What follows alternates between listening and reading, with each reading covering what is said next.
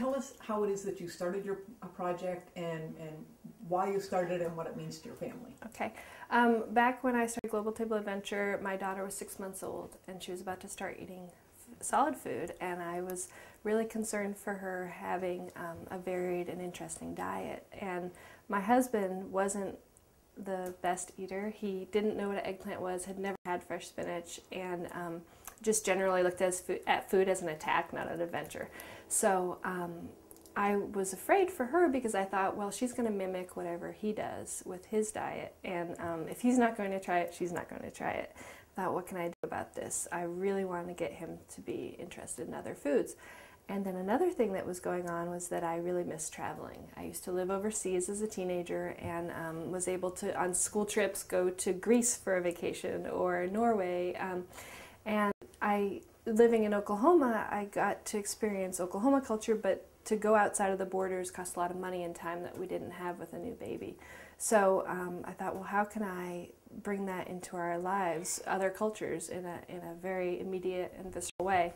And so stovetop travel became the idea, that we could, by putting some different spices in different combinations in our food, experience what it's like a little bit in another culture, you know. And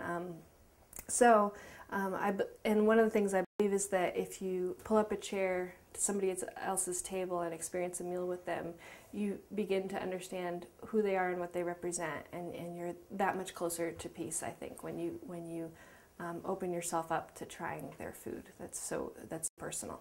So you're doing the human experience rather than the political experience. That's right. This is about people and people, and the traditions and foods that they enjoy. Yes, and that's really important because the very first country, Afghanistan, people asked me, are you going to talk about the war? And I said, no, I'm not. And it hit me because I hadn't really thought about it, but it was just, for me, the answer was very clear that it wasn't about that. I wanted to talk about what brings us together, not that which separates us. And you know, every country, no matter what the news has to say about that country or those people, they all want to wake up and put food on their table and love their children and have the best for their children. There's not a mother or father out there who doesn't want the best.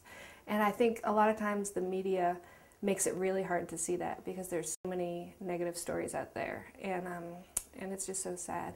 And so I feel like if I could just do a small thing to make people see the beauty around the world, that's what I'm trying to do.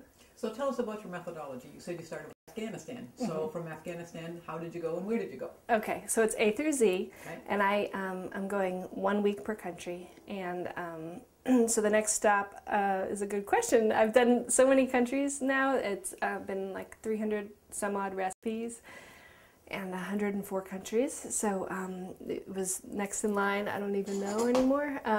You're in the M's, you said? Well, now I'm in the M's, yeah. So I've got A through M, and I just finished Madagascar this week, or I'm working on Madagascar this week. And, you know, every week has been so interesting. People ask me sometimes if there's places and foods that I'm not excited about or that I don't enjoy, and the really easy answer is no.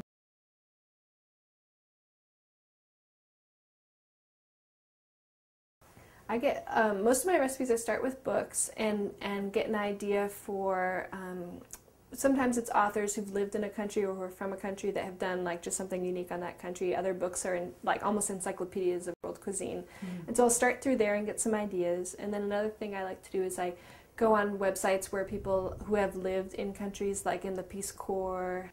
There's one woman I correspond with, Karen Coates, who used to be the Asia correspondent for Gourmet magazine. And so it's pretty neat. I email with her, and a lot of times she'll help me with recipes. And another woman, Laura Kelly from Silk Road Gourmet, who knows all about this, you know, the route of the spices through Asia and on. And so anyway, that's one thing, and then I go online and I look at Peace Corps websites and mission trips and people who've actually been to these countries and who've been able to sample food for an extended period of time. And I'll, for example, for Malawi, which I just cooked, I've been emailing with a gal who was there helping a community, and I believe they were working with the schools there. And she told me about chippy shops and how they like to eat their basically deep fried potato wedges with this spicy tomato onion salsa, and good. yeah, and really salty. So we tried that, and that was really delicious. And then another way I find recipes is people come to me. So people who have, as the website's been growing, I've been getting emails from different people who are excited and enthusiastic and proud of their heritage, and say, hey, when you get to Iran, you really need to try XYZ. Or when I cooked Israel, somebody emailed me about shakshuka, which is where you saute peppers and onions and garlic and tomatoes, and you make almost like a thick tomato sauce, and then you poach eggs on top of that, and you eat it with crusty bread. And they were really excited for me to try that, so we did that. And so it's been really neat when that happens, because it's so personal and people are so excited to be able to help the adventure go forward with personal. So you've been connecting with people all over the place in the process. Yes, and some really funny things have happened too, where when I was cooking Bulgaria, I was sitting at my dining table, thumbing through my recipe books, trying to think about what I wanted to make, and the doorbell rang. And my mom was here, and she opened the door, and in she walks with a man. He had to be 6'4". She brought him into the house, and I thought, what's this all about? Who is this person? You know, he's very tall. And she said, this is Nick. He's from Bulgaria, and he's selling children's books or something. And so it was like the strangest thing, but she had heard his accent, asked where he was from, and he was here for a summer job, going door to door, trying to sell these children's books. And so I immediately said, come sit down here with me at my table. What do you think about this? And he was great, because he said, oh, well, that's not really that traditional. That's kind of old-fashioned. And it's been these sort of experiences that have really made it feel like I'm on the right path. And it's happened over and over again, like at least a dozen times. And I was at a library play group, and a woman, we got to talking, and she said that she was from Finland. And it was the day I was cooking Finland. She ended up coming home with me, showing me how to make her mother's pula, and talking to me about the traditions and all of that. I mean, it was so trusting of her to just come and believe that I was actually doing this project in the first place, but then for her to be able to drop everything and do that. And now we're friends. So these lightning bolt experiences have been really humbling and amazing. So. And would you walk us through your map? Okay, so as you can see, we've covered most of the world a little bit. So North America, we hit a lot of Caribbean countries. South America, we're more than halfway done with. And Africa, that has been a really neat experience for me. I knew nothing about sub-Saharan African cooking, especially I've really enjoyed West African cooking. They have these really neat peanut soups and a really nice creative use that I never would have thought to put peanuts in a chicken soup with, spicy peppers, and it's just lovely.